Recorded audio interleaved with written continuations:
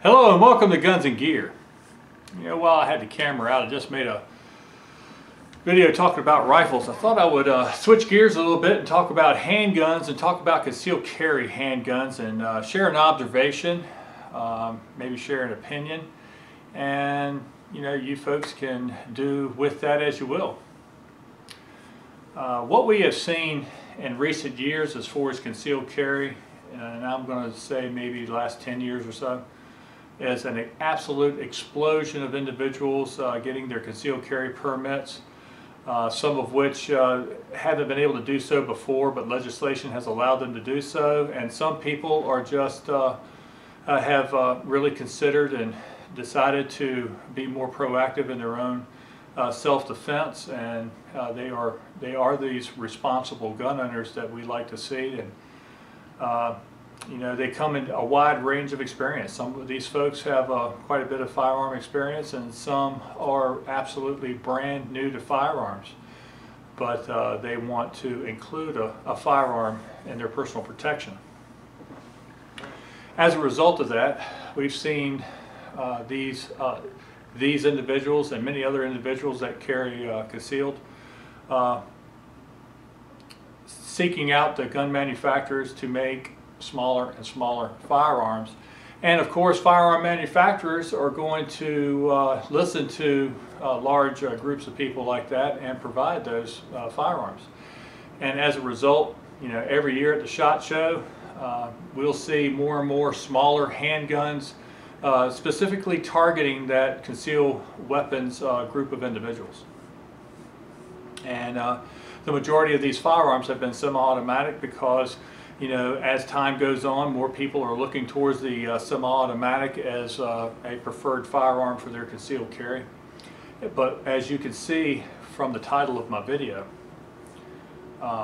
when you start to look at these small compact semi-autos, why not also include a revolver? Okay. Now, I don't have some of the latest and greatest subcompact, we'll call them, or whatever, but the criteria for these small guns usually include a single stack magazine and a slender build, whatever, to make it ease to maybe pocket carry or concealed carry in a wider variety of situations. And I do have some of the older models, a little bit older models. There's not old models by any estimation, but that fit that criteria. One of them is from Kahr, K-A-H-R. They make a very nice semi-automatic, and it's always been considered a easy to conceal type of firearm. This one happens to be the P9.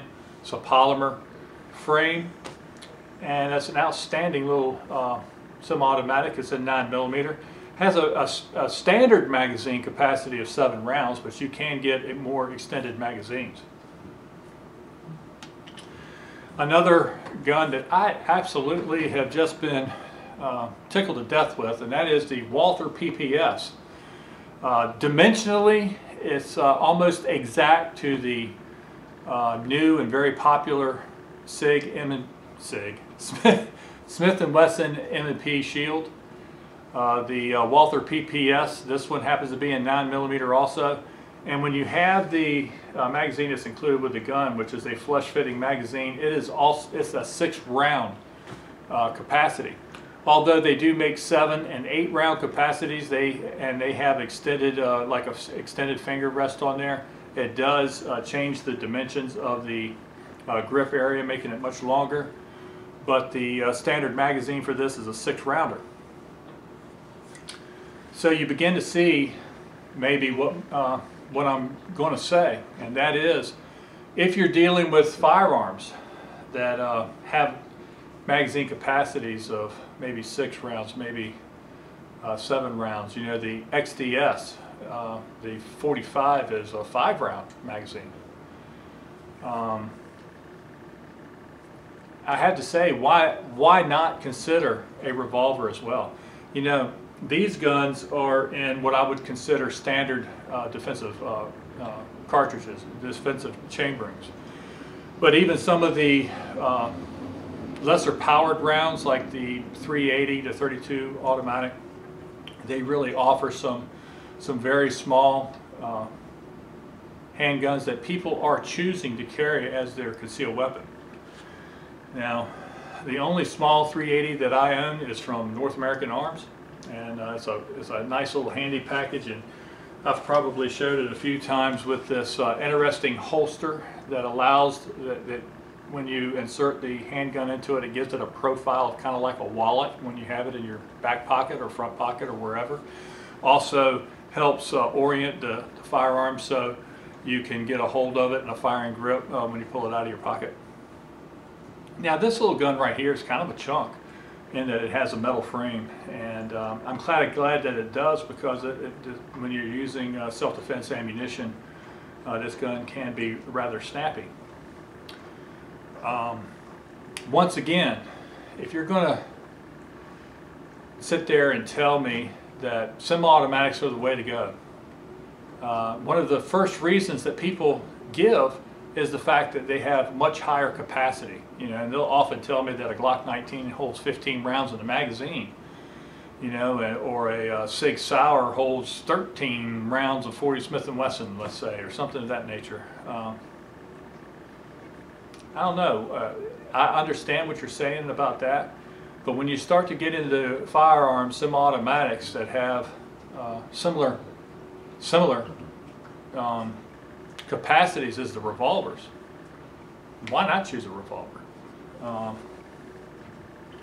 As far as compactness goes, this is a Smith & Wesson. It's a J frame. It's the model 638, and it's an airweight gun. It's a very lightweight firearm. It's in 38 special. You can use plus P rounds, and it's only a 5-shot cylinder. But you know what? I've carried this gun quite a bit. I have it right here, but I have another gun sitting in it. And a pocket style holster in a pair of jeans or a pair of 5-pocket cargo pants or shorts or whatever, and it's done quite well.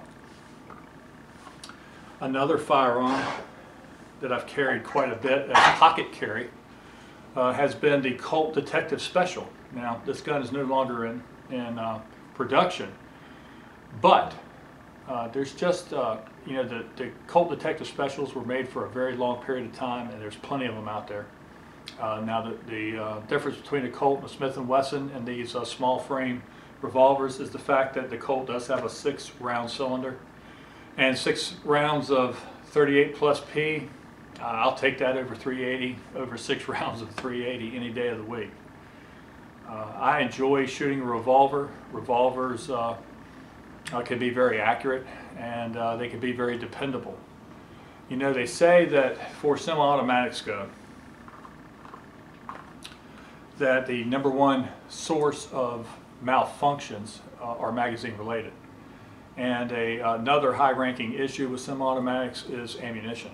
Well, obviously a revolver doesn't share the issues with magazines, but ammunition issues are going to be ammunition issues. If a round fails to fire in a revolver, you can simply just pull the trigger again, and the cylinder will rotate around and give you a fresh round, and hopefully you'll have better luck with that.